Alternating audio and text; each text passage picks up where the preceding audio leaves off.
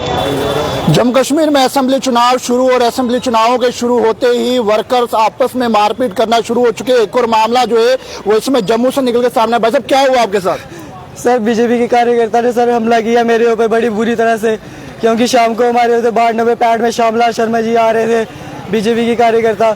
उधर सफाई चल रही थी, जितने भी सफाई का गंद था सारी मेरी नाली में फेंक रहे थे। जैसे ही मैंने बोला कि ये गंद मेरी नाली से साइड से भी उठा लो तो बोतल नहीं उठाना। मैंने बोला क्यों नहीं उठाना? यानी बीजेपी के कार्यकर्ता आपके मोहल्ले के अंदर आके सफाई कर रहे थे और गंद आपकी नाली में डाल रहे थे? मेरी नाली में डाल रहे थे सर।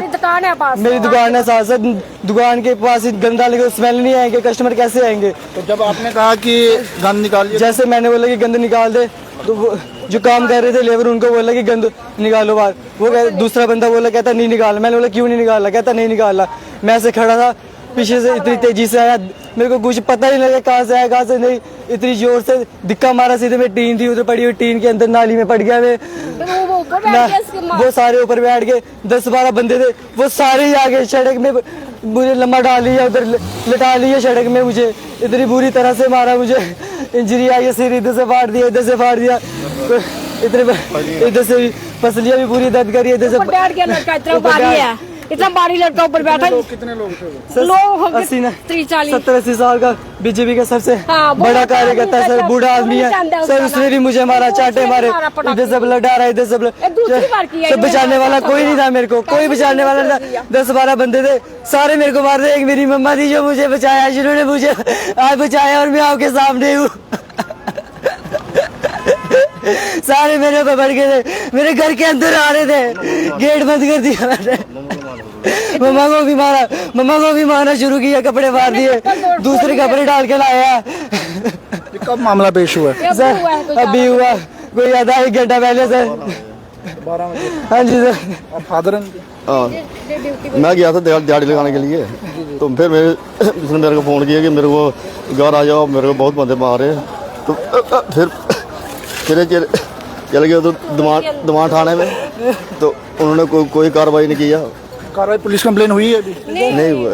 आपने एप्लीकेशन सर उन्होंने सीधे बोल दिया, कहते मामला रफा दफा करो, अगली बार होगा तो फिर आना। पुलिस ने कहा है? कौन सा पुलिस स्टेशन तुम्हारा? सर उन्होंने इसलिए बोला ये क्योंकि वो बड़े बड़े बंदे, उन्होंने पहले ही फोन कर दिया था उधर कि वो आ रहे हैं, तो उनको ऐसे ऐसे बोल देना। सर हम गरीब बंदे, कभी थाना गए ही नहीं आज तक थाना गए ही नहीं। हमारे साथ पंगा, हम कभी नहीं थाना गया, पहली बार आए, बहुत ही ज्यादा किया, फिर हमको आना पड़ा। ऐसे नहीं हम आते, पहले भी करते रहते हैं। कोई ऐसा मेरे को मारा था पढ़ने वाले लड़के, सर ग्रेजुएशन की रखी है मैंने। जाने की दे सकते हैं। अब क्या अपील करना चाहेंगे? साइड पे आ जाइए जरा, वहाँ से एम्बुलेंस आ रही है। इसको मारा है, उसको इसी तरह मारा जाए हमारे सामने। को मारा है सर, 10-12 बंदे थे, उनके साथ भी ऐसा ही हो। कौन लोग से जानते हैं? मोहल्ले के हैं और मोहल्ले के ही है सर, बीजेपी की है, सारे बीजेपी की है। तो पुलिस में कंप्लेन जब करवाई आपने, उन्होंने कंप्लेन ली नहीं या? कंप्लेन ली नहीं, कहते रहने दो, कहते मामला रफा दफा करो। पुलिस ने कहा इस तरह? हाँ जी सर।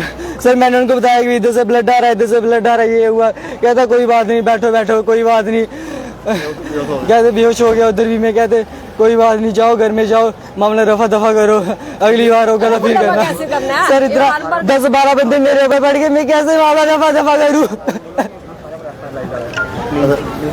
मैं कैसे मामला रफा दफा करूँ?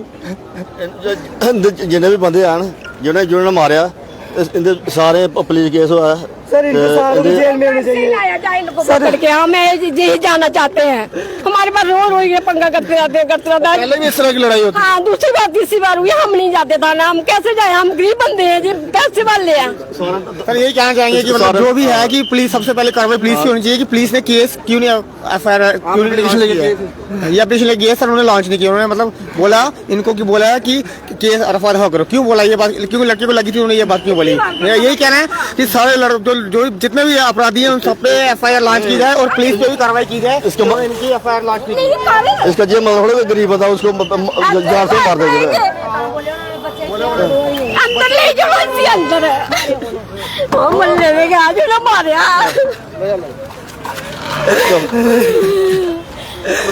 सारे ना दस सारे कौन कौन?